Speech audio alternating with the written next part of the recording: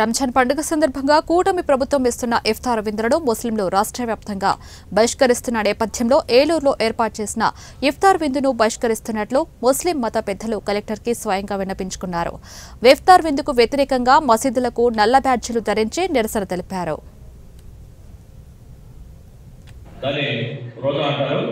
తప్పనిసరిగా ప్రతి మనిషి కూడా ఉపవాసం పాటించవలసిన నెల. అలాగే ఈ నెలలో అందరూ కూడా సత్కార్యాలు చేస్తూ సాఫల్యాలు చేస్తూ అన్ని చెడ్డ పనులు కానివ్వండి అన్నీ మర్చిపోయి మంచి మార్గంలో వెళ్ళవలసిన నెల. అలాగే మానవుడికి ప్రతి ముస్లిం యొక్క 5 విధి విధానాలు తప్పకుండా పాటించాలి. మానవ జన్మెత్తిన ప్రతి ముస్లిం కూడా ఈ కార్యక్రమం ముస్లింలకు చాలా ఘనంగా ఏర్పాటు చేశారు.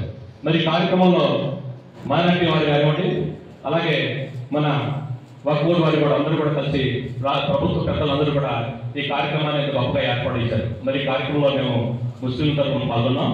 అయితే మీరు ఒకటి గమనించండి, ఈరోజు ముస్లింలు చాలా తక్కువ మంది వచ్చారు.